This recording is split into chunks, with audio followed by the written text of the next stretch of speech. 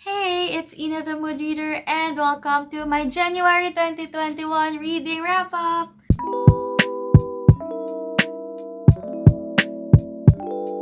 I haven't been posting videos regularly, not as much as I would have wanted to. I had so many video ideas in my planner, but they're still just there. They're just still ideas.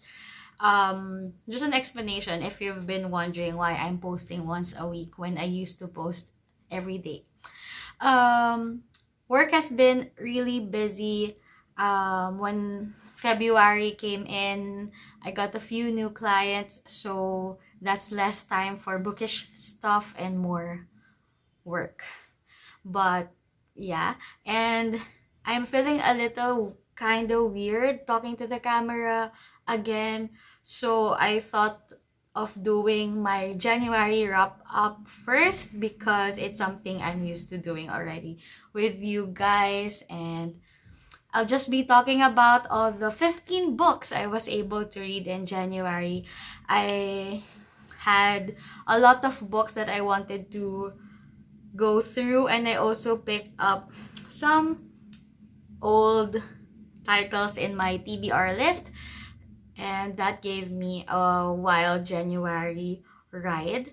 And I know I usually talk about books like by their format of which I've read them, but for today I'll be going through the list like chronologically from when I picked up and finished the book. So, of course, the first book I was able to finish in January is a carryover from December 2020. It was supposed to be my last read of the year, but the year, like the latter part of the year, is one of my busiest. It's the holidays, and we have 2 birthdays in the family, and whenever I go on vacation, I know some people read a lot on vacation, but when I go on vacation with my family and with Munchie, like Munchie gets all of the needed care and attention, and of course the family. So I wasn't able to read a lot.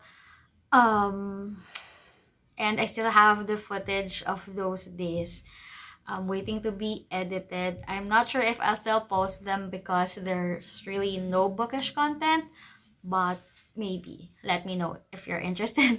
But yeah, so the first book that I read was Layla by Colleen Hoover.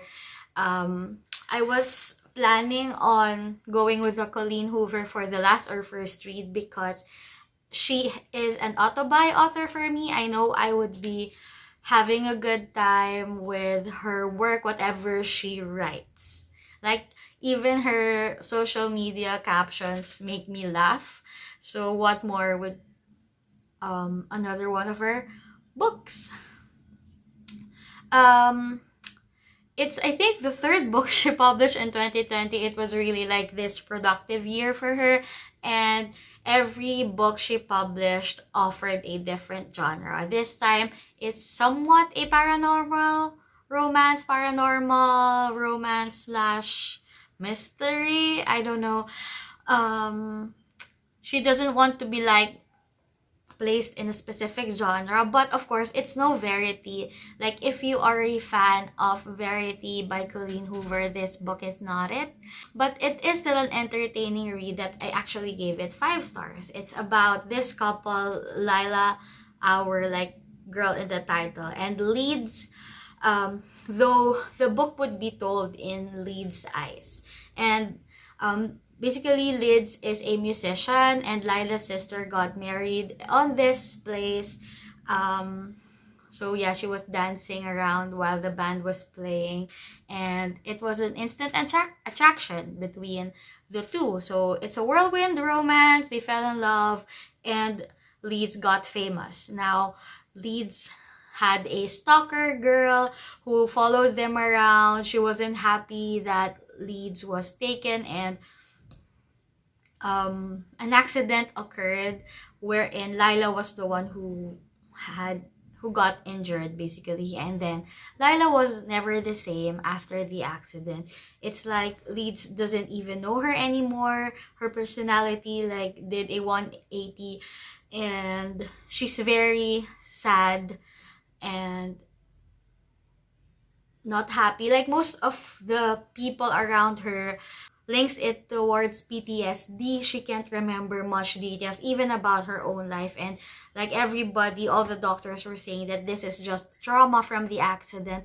But Leeds wants to have his partner back. So he thought of bringing her back to where they started, where they fell in love. And there, something weird happened. He experienced a lot of paranormal things, like not hurtful things, but just simple weird stuff. And he met a ghost, and the ghost's name was Willow, and they started communicating. They talked to each other through his laptop, like the ghost types there and plays the piano and all of that. So he developed this friendship with her, and he wants to help her know the reason why she is stuck in that place. On the other hand, he also tries to like rekindle the relationship with Layla. So it all goes down to a blurry line wherein Leeds kind of falls in love with the ghost in a way, which is a weird infidelity trope with a paranormal twist, I guess.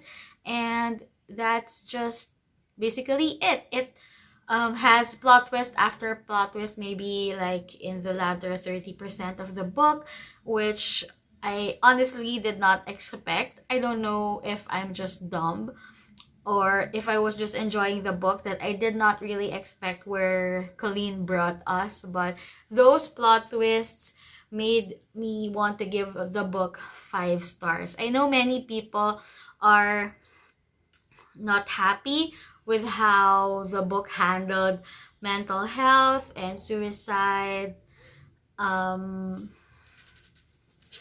But I don't know. Just be careful. Please, if you want to pick this book up, just read the content warnings first. If it would bother you, then just don't pick up the book. It's not worth it to unsettle your mind just to like read a hyped book. And the second book I was able to read was The Code for Love and Heartbreak by Jillian Cantor. This one is an audiobook I picked up on Scribd. It's a young adult audiobook that's basically a retelling of Emma. And I don't know Emma. I don't know any of the classics. So I don't know how accurate this book is in comparison to Emma, the classic. I just know that like some of the character names are similar to the original book, and also our Emma here is a very clueless main character. And many people compare this book to the movie Clueless, which is also a retelling of Emma anyway. So I guess the book is accurate in its portrayal or in its retelling.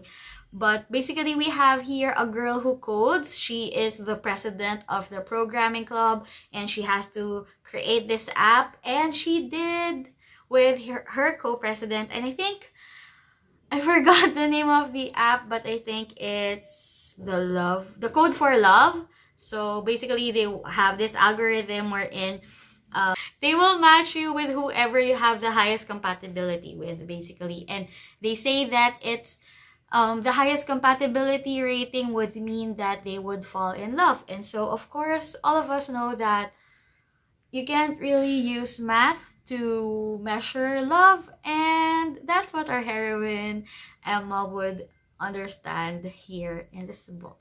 So basically, it's a really cute one. I don't have much feelings about it. It's just a normal YA contemporary book that's cute. So I still liked it. I did not hate particular parts of the book. So I just gave it 3 stars. The third book I read is A Princess in Theory by Alyssa Cole, and many people have been recommending this book to me. It's a romance about another girl in STEM. So this one we have Lady, and she is like an orphan in New York. So she is studying to become a doctor, I think. I think she is planning to get her PhD or master's, and her field of study is about studying infectious diseases that would cause epidemics or pandemics. And randomly, she keeps receiving this email which she thinks of as spam, because this email is telling her that a prince from like an African kingdom is looking for her.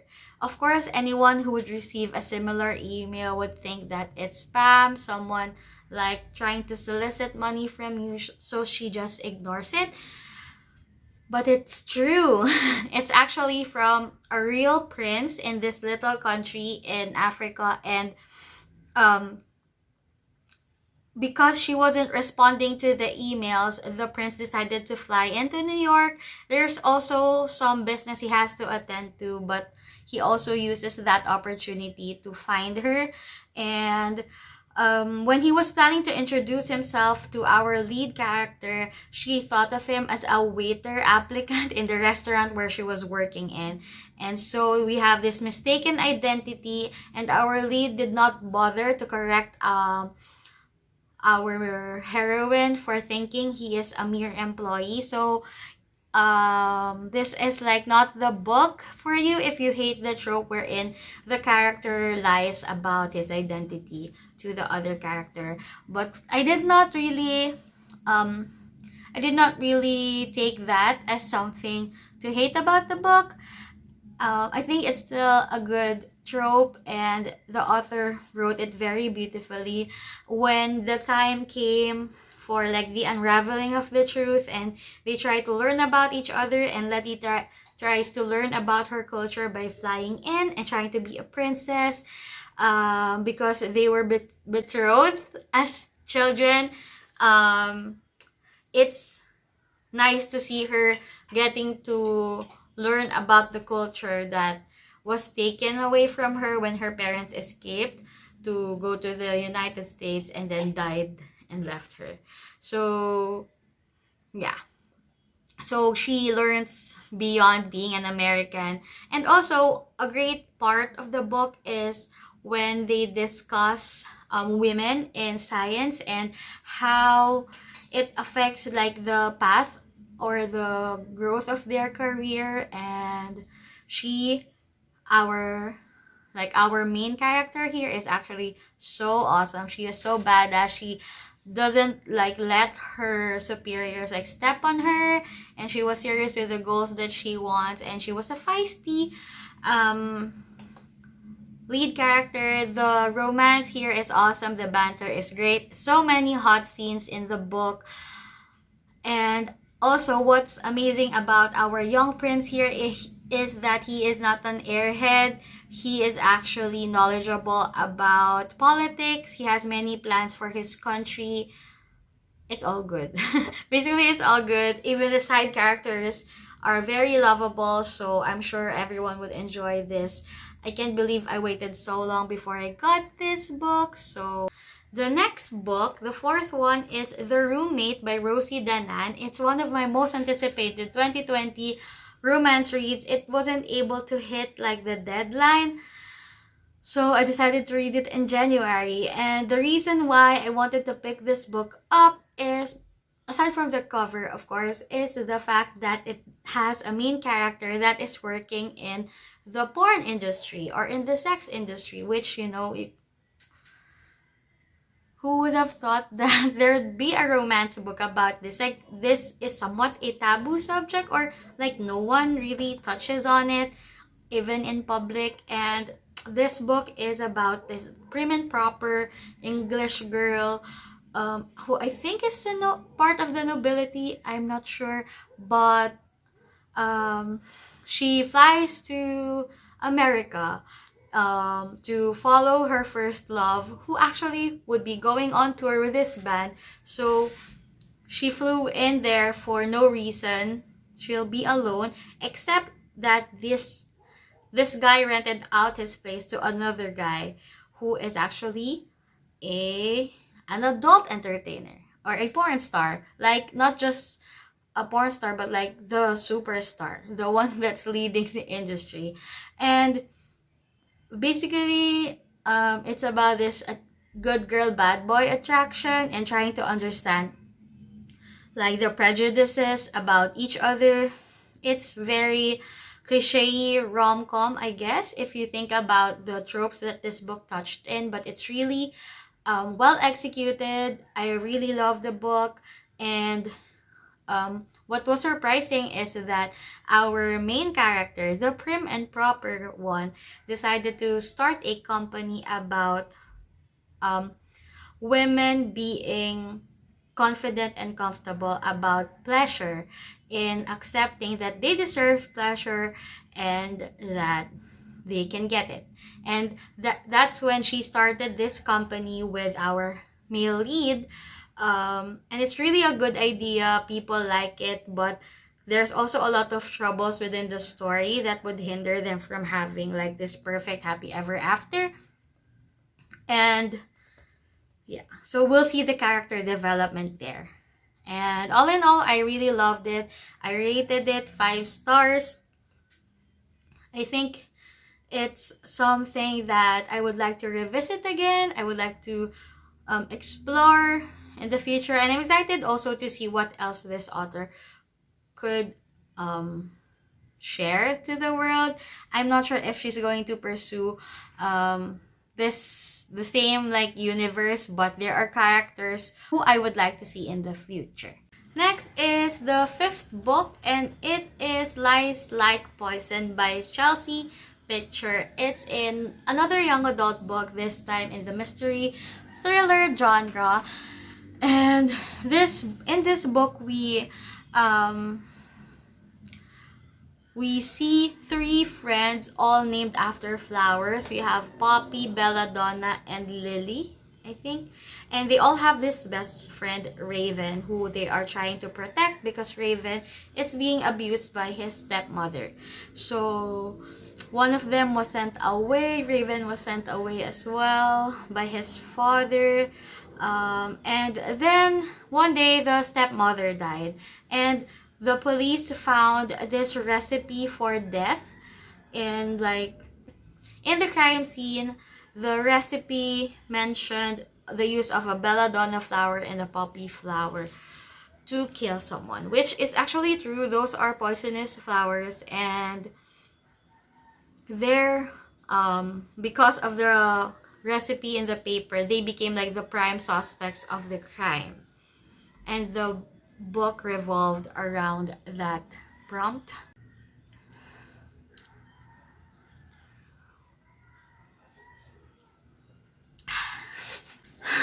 The problem about this book, I rated it 2 stars actually, is that the author went out of control. It's like she doesn't know where the story should go, and there's so many things included in the plot that I wasn't sure should be there anyway.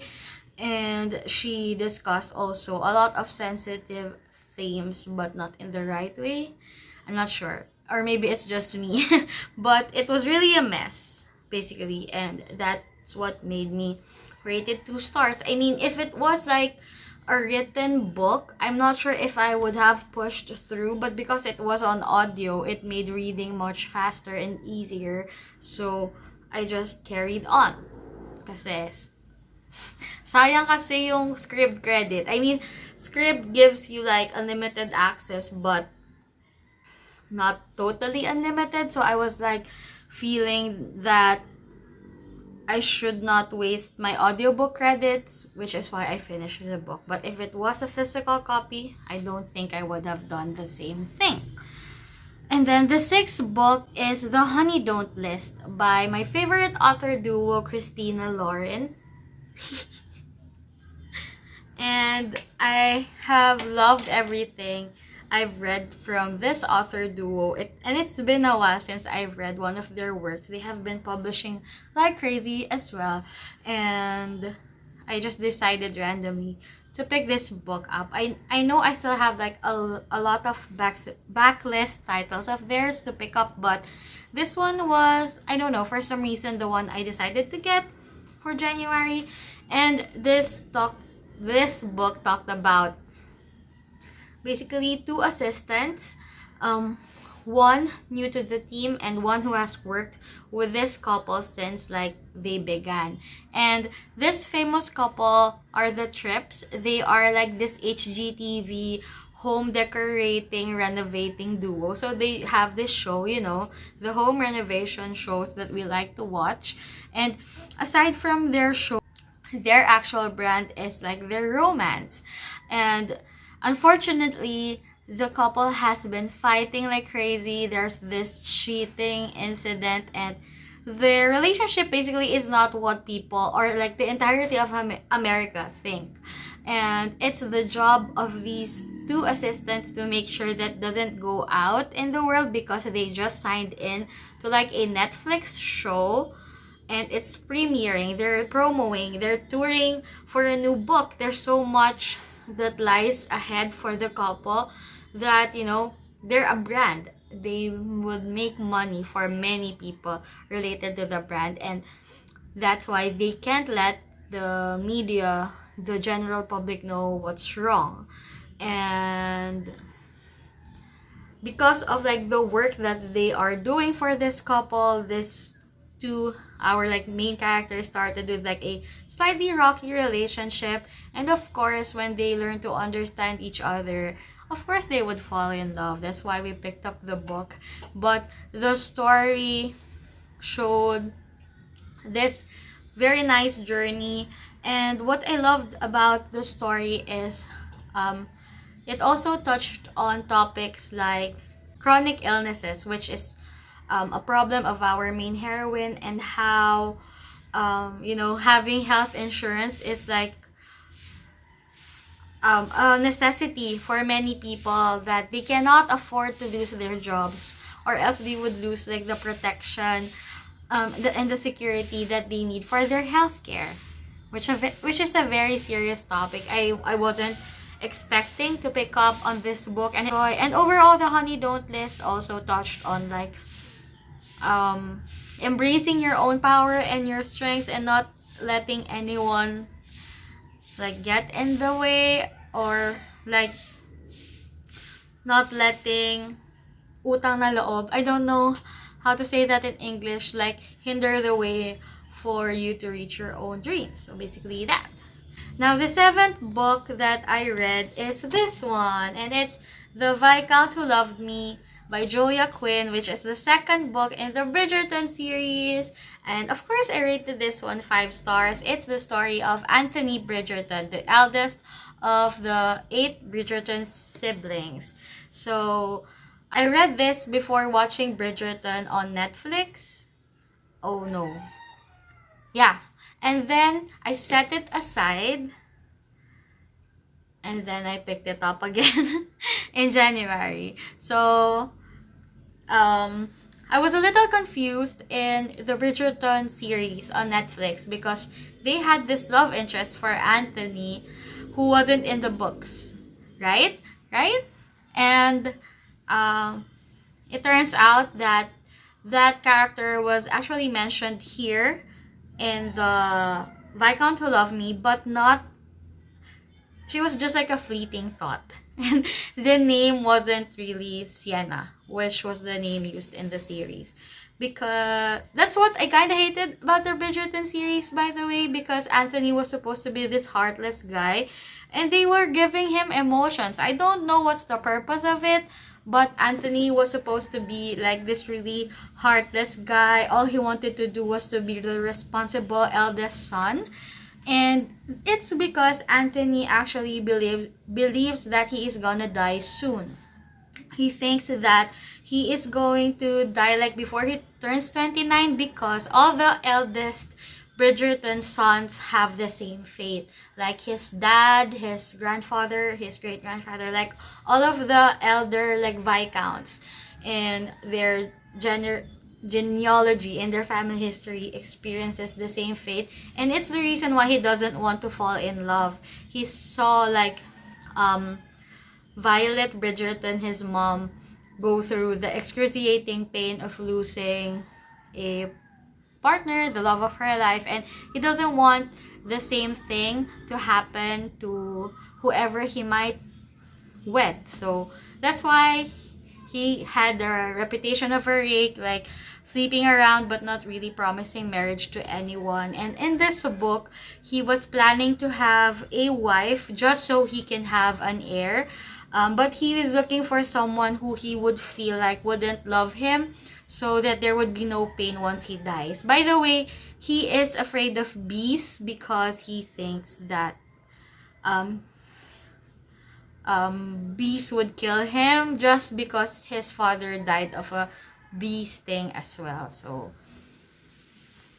I don't know if that's a spoiler, but oops. But yeah, so Anthony meets Edwina Sheffield. She is like the diamond of the season, and everybody wants her. So, and he thought that Edwina would like want to be married to him because he is a Bridgerton and he is rich. Edwina doesn't have like this big dowry. She comes from a poor family on the standards of the society. So he thinks it would be like beneficial for both of them, and it would help Edwina's older sister Kate get married as well, because she is turning, I think she's turning 21, and everybody thinks that she will become a spinster already because 21 is very old for them at that time. And of course, this is not spoilery because it's here at the back of the book, but basically it ended up like Anthony using Kate as a way to gain the favor of Edwina, but at the end of the day, it's Anthony and Kate who falls in love with each other. So I really like this book, way better than The Duke and I. I think the only the only thing that ruined Duke and I for me was that scene. Like that scene, that scene.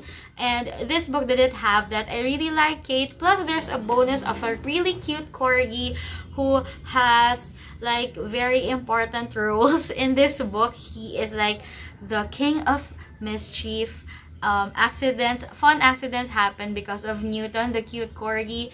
And I hope that in the next season of Bridgerton, which would, I think, revolve around this book, we'll have Newton the Corgi still like messing up everybody's game. And I'm excited to see who would they pick up as Kate and Edwina for the next like installment of the series. I could talk about this for hours, but I'll be doing a separate Bridgerton video once I finish all the books. So we'll talk about it then. The next book I picked is The Gamer's Guide to Getting the Girl by Christine Scarrow, and it's the worst book of the month. It's the 1-star read that ruined my statistics for this month. I wasn't expecting a 1-star read at the beginning of the year, but haha. This is an arc that I got from NetGalley. I picked this specifically because it is short. It's just 208 pages long. And I was hoping for like, the nerdy romance because it says The Gamer's Guide to Getting the Girl. And also the blurb of the book promises like something like that. But it's not what you would get. Muna. So basically, the book is about people getting stranded at a mall and the adventures that they would get through to escape. Which is not a romance, and the girl who our gamer wants to get is someone who he like exchanges a few sentences with throughout the entire story. So it's very ridiculous. And first of all, he judged the girl he wanted to get. He thought that no girl could ever be a gamer, which is something that is so foolish considering that this book was published last year. Oh, in 2019. No gamers in the world in 2019, which I think is super weird, super sexist, and those also, like this book is scattered with tips on how to be liked by girls, considering that this book is written by a woman. I don't know why she thinks that those tips would work. I don't know. I don't want to waste more time on this book, but basically it's a one-star read. Don't get it. It's a waste of money. It's also false advertising. It's not a romance book. It's not a cute YA nerdy romance. It's a book about being stuck inside the mall. Yeah. So the ninth book I was able to read was Forgiven by Garrett Lay. It's a book kindly given to me by Karina Press. Thank you so much, Karina Press, for always giving me books to read and review. And this time, it's a second chance romance between two high school sweethearts.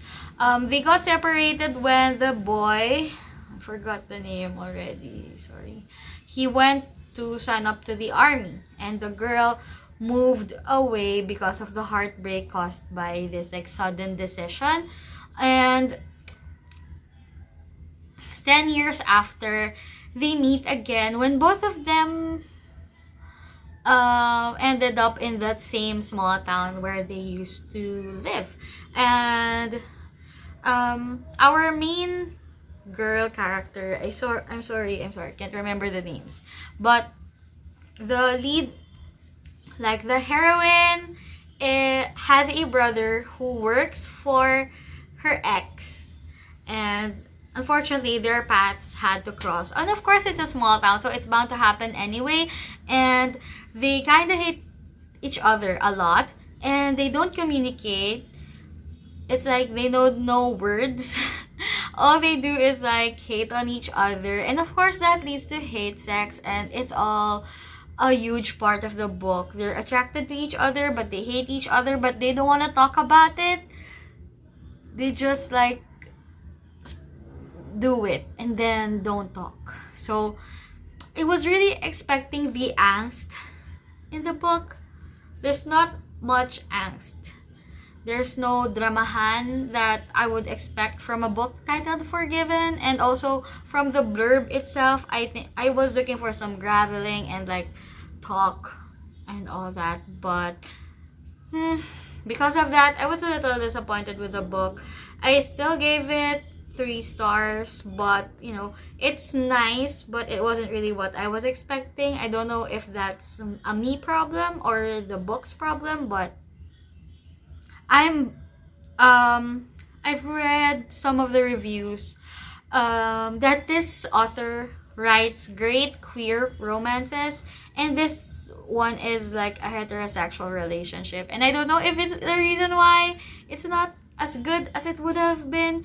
But the book, the sequel for this book would be about her brother who is gay, and it's gonna be an romance. I think it's another second chance romance as well. So I want to get that, and I hope that it will be written much better than this one. I'm sorry, but it's just an okay read for me.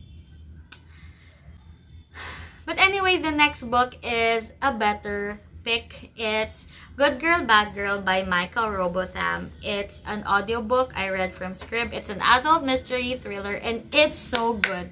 It's so good. It's so good. I did not know what to expect when I picked this book up, but it's so good. There's a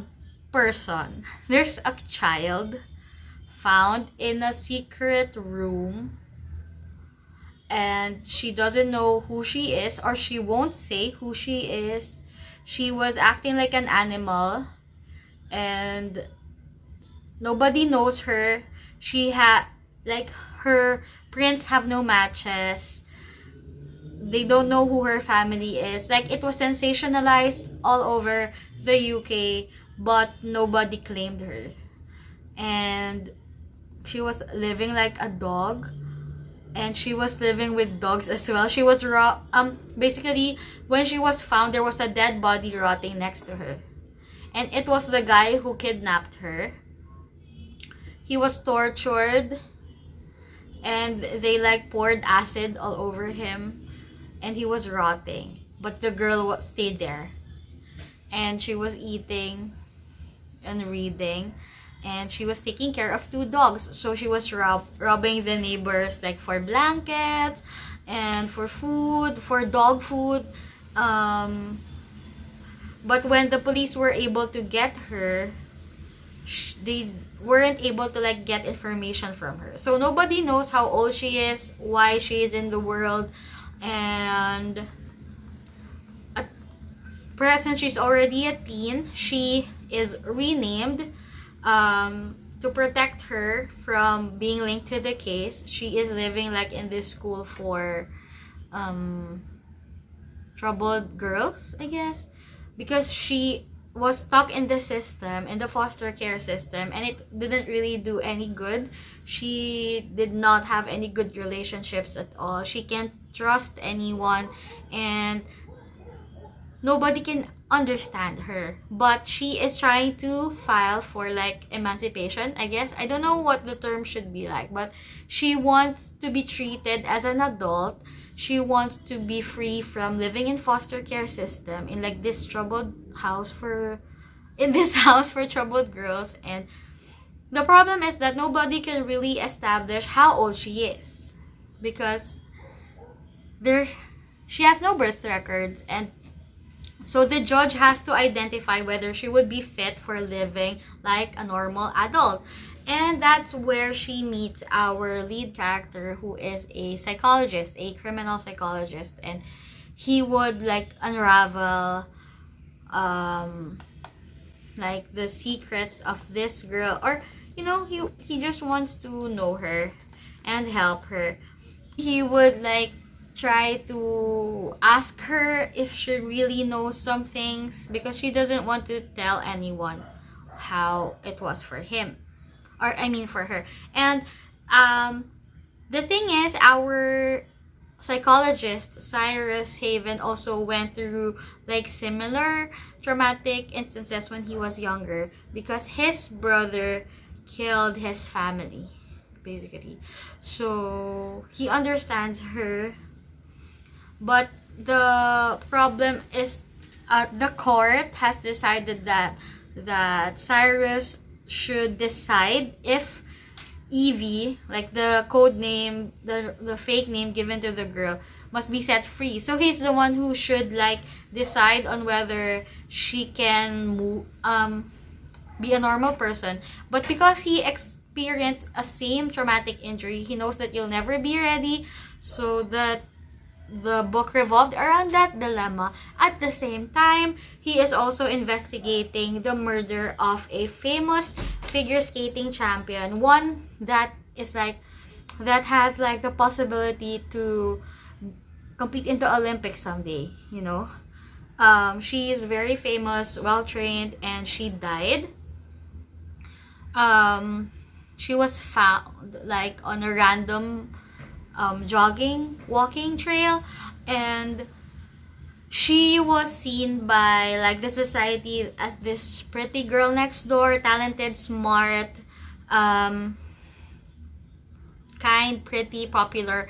But as they try to investigate the case, there's also like her secret life emerging, that she is not as innocent as people thought she is.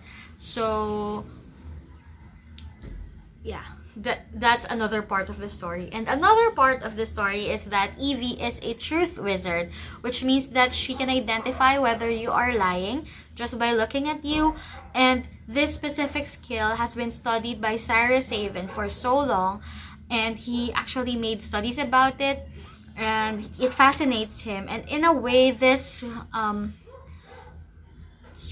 this trait can help him and Evie solve the case of Jodie Sheehan. It's amazing. This book has so many things happening. It's never boring, and it's also nice to learn more about our lead characters here. I'm hoping really to continue on to this series, because I know it has another book, but I was listening to it randomly, and then it became unavailable on script. I don't know why. I was like in the 4th chapter of it, and then when I came back to it later, it's no longer there. And when I search for the book, it says unavailable. So that's sad, but I'm hoping that maybe in the next month I can pick it up, because Michael Robotham is a good mystery thriller writer. And that's saying something. Okay. Now we're down to our 5 remaining books. I think we're past the 30-minute mark now.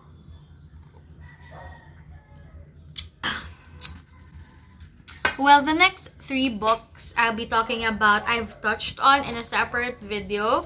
So I would recommend you watching those instead of me blabbering on about them again. I'll be linking the video down below, but basically it's just reading 3 romance books in 24 hours, which, well, just ended up with me reading 2. So the first book I got is Cover Story Girl. It's set on Boracay. It's about a guy, a local, working on a museum in a clan, and a Korean vacationer, tourist. And they fell in love and blah blah blah. Please watch the video and I'll talk about it there. The other book I read was Bola Bola. It's by Ana Geronga. I rated this one 4 stars, like Cover Story Girl. And I don't know why I didn't like tab on the latter pages, but basically it says here, what happens when you fall in love with your kuya or your older brother's best friend? And it's basically that. It's a story about a plus-size main character who is like graduating high school soon, turning 18 soon, and she also has a crush on her brother's best friend who is older than her. And in this book she is 17, and I think that's the only thing that I didn't really like about the book, is that the age gap is a little borderline illegal, basically. So yeah, but it's a cute book.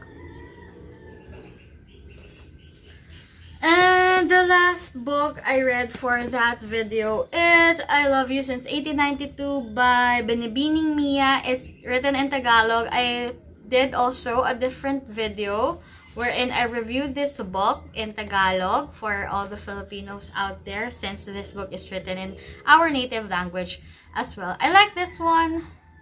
I had some troubles in the editing.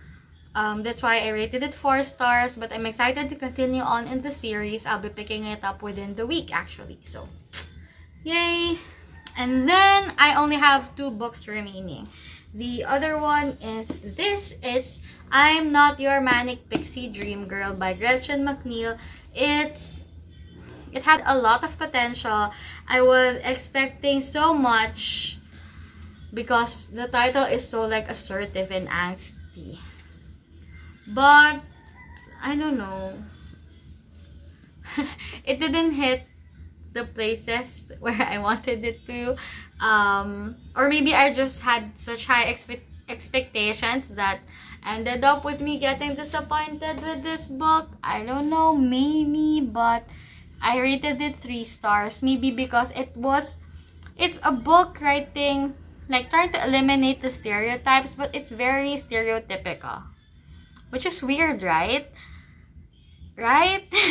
So, I don't know. It's a nice, like, cute and fluffy read, but I'm not sure if I would like to recommend this because it didn't give the message that I was hoping it would give. Yeah. And lastly, the last book that I was able to read in January is a young adult book from an author that I really loved. I also read her other book in January 2020, which is a pattern. I don't know. She likes releasing books at the start of the year.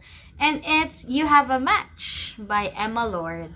And I really love Emma Lord's Tweet Cute. I really love Tweet Cute. Like, I used to shout about it from the rooftops.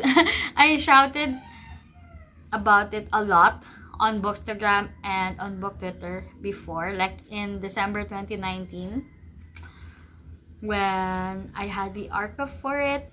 And I also loved You Have a Match. It's a different style. I mean, it's the same writing style, but it's a different story. And basically, this book is about when a character took a DNA test and she finds out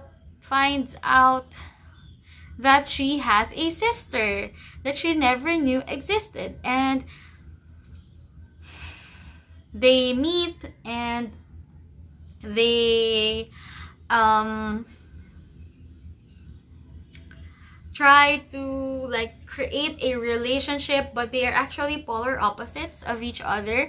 And by the way, thank you so much to Wednesday Books for sending me an advance copy of this one. I know I should have read it earlier, that's why it was an advance copy, but I don't know, I was busy. But thank you so much for the copy, Wednesday Books. And You Have a Match, actually, it's so hard to talk about it because there's so many things it touched upon. There's a romance, yes. There are LGBT romances, yes. There's family, like sibling relationships. There's parent-child relationship, being at a summer camp. There's like friendship dynamics, pining, falling in love, and all that. It's so amazing. And the thing is, Emma Lord is the type of writer that would just make you turn the page every single time until you're at the end of it. It's a pretty long book, but when I started reading it, I didn't want to stop anymore. That I think I slept at 4 a.m. just to finish it because it's just so good. And she like writes emotions so beautifully, and I don't know, I'm just such a fan.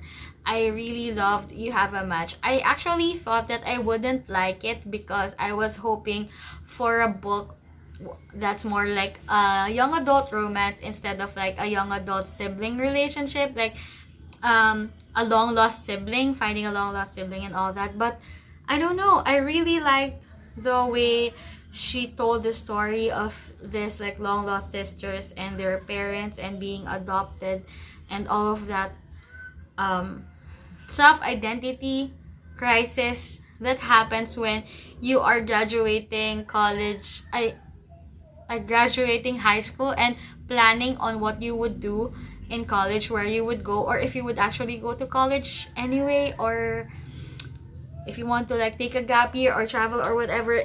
And it's something that every young adult goes through. Like you try to think on what is expected of you and what you want to do, whether you like actually have the capacity, like the ability to do whatever it is that you want to do, or if you have like familial obligations, if you can like go out of the state and explore the world and all that. And I don't know, it's just so good. You Have a Match was so good, and like this coming of age story that touched on everything that a young adult goes through, especially like when we think about the future and all that. So 5 stars, highly recommended, recommending to everyone. Please grab a copy of You Have a Match. It's just so good, I swear. And now, before we end this video, I would just like to touch on a little on the numbers about these books that I have read for January. So basically, I read 15 books, and on those 15 books, I was able to read 4,456 pages in January, which is awesome. Perfect. I love that number. I think it's that I'm on the right path to my goal for 2021, which is 104 books. So now, based on the year published, I read 2 books released in 2021, 5 books released last year, 6 books from 2016 to 2019, a book from 2011 to 2015, and another book written 2010 and beyond. And then, in terms of the audiences, I read 8 adult books and 7 young adult books, so that's well spaced out. And then for the genres, I read 11 contemporary romances, 1 historical romance, 1 paranormal romance, and 2 mystery thrillers. So basically, January is just like a romance month, And it's weird that I also chose February to be a romance month. What? Now, for the formats read, I did an equal distribution, which meant that I read 5 books on audio, 5 physical copies, and 5 ebooks as well. In terms of Filipino books read, I was able to read 3 books this month. And also, I was able to read 8 books by authors new to me in January. Now, in terms of author ethnicity, I read 3 Asian authored books, 1 black authored book, and 11 white authored books. I know. So, in terms of the star ratings, I have 1 star, 1 2 stars, 3 3 stars, what, really? 4 4 stars, and 6 5-star reads. So anyway, just enjoy the pie charts here. And basically, those are the stats, and those are all the books that I read in January 2021. I hope you enjoyed watching this very blabbery, rambly video. I just haven't talked about books in a while, and it's really nice to talk about them to you guys. I hope you enjoyed the books you chose for January, and that you are enjoying your February reading month. And as you have seen my tastes in books, may I please ask for some bookish recommendations, like, of course, especially romance, and also mysteries and thrillers. If you have some suggestions, especially Asian authored ones, please do leave them down in the comments, and I'll try to pick them up for the next videos. And thank you so much for watching until the end. If you do, you're a hero. Thank you. And see you on the next video. I promise I'll upload more this week. Bye!